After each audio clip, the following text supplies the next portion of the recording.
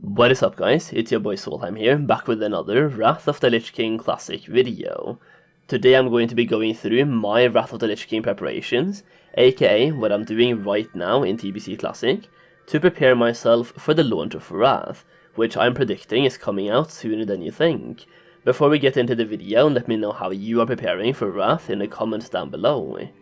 So first up, investment. I'm not going to spend too much time talking about this as we have quite a few things to go through in the video, but one major thing that I am doing to prepare myself for Wrath of the Lich King Classic is definitely investments. I love farming gold and I love gold making in general, and investments is how I made the most of my gold so far in Classic WoW.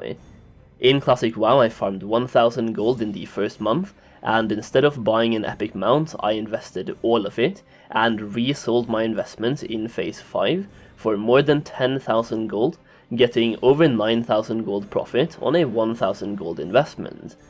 Before the launch of TBC Classic, I did the same and invested a certain amount of my gold on items that I thought were going up in price in TBC Classic, and recently I sold off most of my investments and I more than tripled my gold on those investments, giving myself thousands of gold in pure profit. For Wrath of the Lich King I'm doing the exact same thing, and I've compiled a list of several items that have the potential of increasing in price in Wrath in my gold guide. That is right, I have made my own gold guide for Wrath of the Lich King, which includes several gold farms, my personal favorite gold farms, all of my investments and preparations, which professions will generate the most profit, and which items to farm in Phase 1. That is just a small taste of what's in my gold guide, which you can find a link to in the video description down below, and the pinned comment as well, and by using the code Solheim you can also get it for 50% off, aka literally half price. Next up, leveling up characters. I know this part is quite boring, and it's the advice that everyone gives you when it comes to preparing for new expansions, so let's try to be quick about it. I am leveling up the characters that are relevant for my type of gameplay, and the characters that I want to have for gold farming. For example, I want to have a Paladin for Paladin Boosting, I want to have a Mage for open world AoE farming and eternal farming, and I want to have a Druid or a Paladin, once again for herbalism and mining farming, and last but not least I want to have a Rogue for stealth farming inside dungeons. The good thing for me personally is that I already have all of these classes at level 70, but I am in the stages of leveling up a second mage to level 70, so I can do mage boosting across 2 accounts. The amount of alts that I want to have also directly correlates to the amount of professions I want to have, and some professions can generate passive gold income over time, so the more alts you level up and the more professions you skill up, the more gold you will make. As a quick example of this, any of my characters at max level, without any professions, I am just going to deck out with alchemy and jewel crafting for some semi-passive gold making over time through transmutes with alchemy and the icy prism craft with the jewel crafting. It is also worth noting that for alchemists the transmutation master bonus from TBC Classic still applies in Wrath of the Lich King as well, so make sure you do those quests if you haven't already.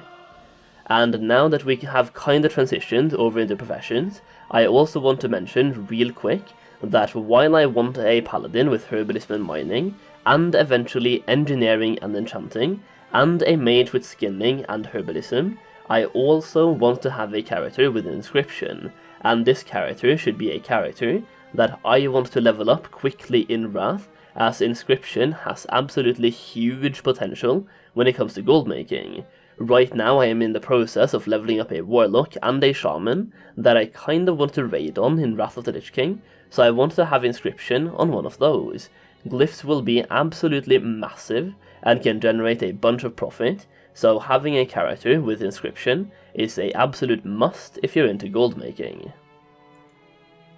Speaking of Inscription, that is my next category of Wrath preparations, Inscription Kits. When TBC Classic came out, or I guess when the TBC pre-patch came out, and jewel crafting became available or was introduced, a lot of people made a bunch of profit by selling complete jewel crafting skill up kits, and I'm planning on doing the same for Wrath of the Lich King Classic with Inscription skill up kits. What this means is that you gather all of the materials needed to go from 1 to 375 skill in Inscription and sell them as a bundle. You could also alternatively just buy up all of the old Kalimdor and Eastern Kingdom herbs, as they will be milled into Inscription materials and will most likely go up in price anyway, so TLDR, buy old herbs if they are cheap and sell them when Inscription becomes available.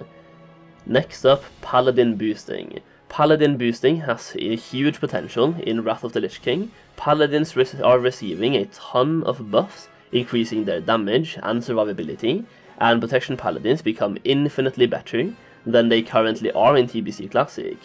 Getting access to 10 new levels and better gear also makes them better at selling boosts and farming raw gold in dungeons, and there are 2 items relevant to Paladin Boosting and Paladin AoE farming that you can obtain right now in TBC Classic: the figurine of the Colossus and the Wrath of Cenarius ring. The first one, the figurine of the Colossus, is a huge trinket that is absolutely needed for farming and boosting, and the Wrath of Cenarius ring will eventually most likely be replaced by raiding gear, but even in Wrath this ring is quite strong, and as long as you are doing huge pulls, that effect will have a high uptime and is definitely worth grabbing.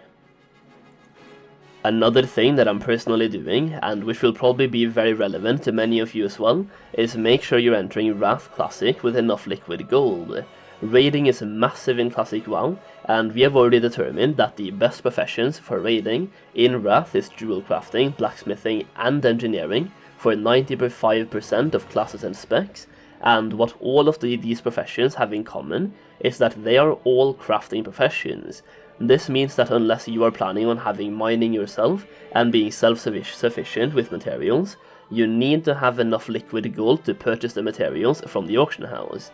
Now, you will get some gold while leveling up in Wrath, and you can also do quests at max level for increased gold rewards from quests, but you definitely want to enter Wrath with at least a couple thousand gold in raw gold as well. There's so much to spend gold on in Wrath, so if you also plan on having 2 crafting professions, things get expensive real quick. Northrend Flying will also cost you roughly 1000 gold, and Dual Talent Specialization will also cost you another 1000 gold.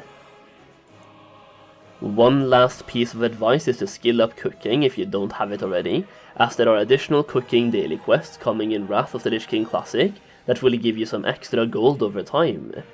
So yeah, that's pretty much it. That's how I'm personally preparing for Wrath of the Lich King. A lot of leveling up alts, a lot of professions, and also obtaining some items from TBC Classic to set myself up for Paladin Boosting in Wrath.